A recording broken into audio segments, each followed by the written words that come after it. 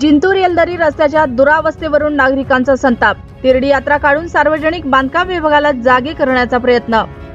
जिंतूर येलदरी रस्त्याच्या अत्यंत खराब अवस्थेमुळे वैतागलेल्या स्थानिक नागरिकांनी दिनांक 28 मे रोजी सार्वजनिक बांधकाम विभागाच्या निष्क्रियतेचा निषेध करण्यासाठी अनोख्या पद्धतीने आंदोलन केले। नागरिकांनी तिरडी यात्रा काढत विभागाला जाग आणण्याचा प्रयत्न केला। विशेष म्हणजे या आंदोलनात तृतीयपंथीयांचा देखील उत्स्फूर्त सहभाग होता। विदर्भ व मराठवाड्याला जोडणारा मुख्य रस्ता आहे। शिवाय जिंतूर तालुक्यातील अनेक गावांना जाण्यासाठी एकमेव रस्ता आहे। मात्र मागील काही दिवसापासून रस्त्याची अवस्था इतकी बिकट झाली आहे की रस्त्यात खड्डे की खड्ड्यात रस्ता अशी अवस्था झाली। सध्या वाहनधारकांना अपघाताचा धोका रोजचाच झाला आहे।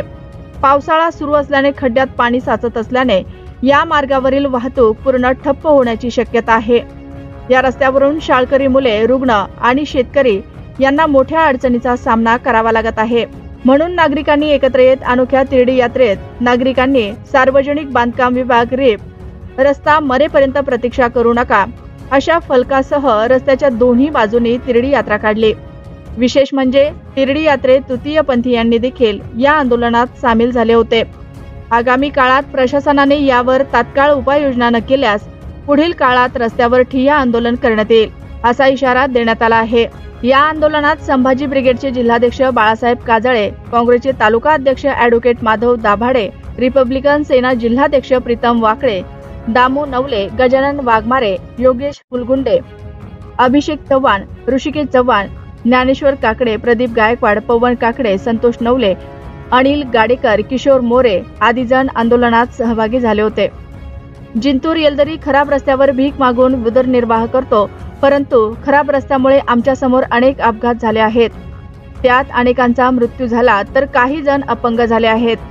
म्हणून आम्ही तिरडी आंदोलनात सहभागी झालो आहोत अशी प्रतिक्रिया ग्रामीण मराठी न्यूजशी बोलताना संजना जाधव तृतीयपंथी यांनी दिली आहे।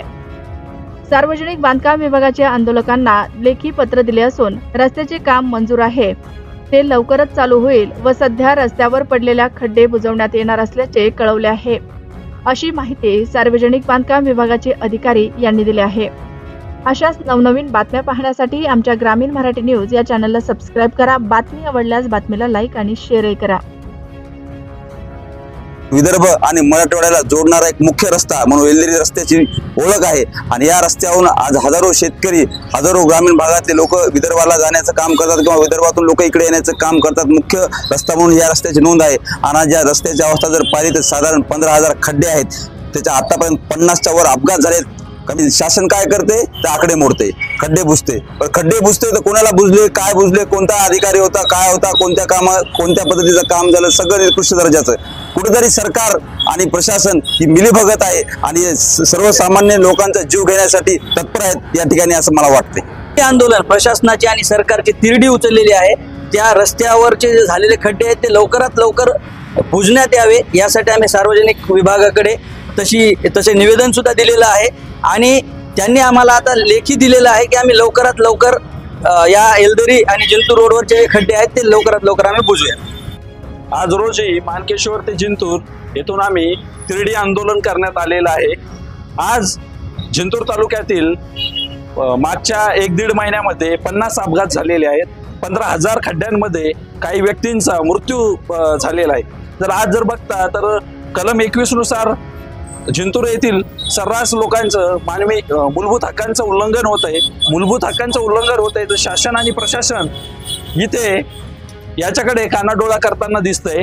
या अशा परिस्थितीमध्ये आम्ही BNC विभागाला एक निवेदन देण्यात आलेलं आहे, त्यांच्याकडून आश्वासन देण्यात आलेलं आहे की आम्ही लवकरात लवकर याची दखल घेऊन आम्ही पूर्णतः रोड नेऊयात। नसता आम्ही काँग्रेसच्या वतीनं भव्य आंदोलन करण्याच्या मनसुब्यात आहे।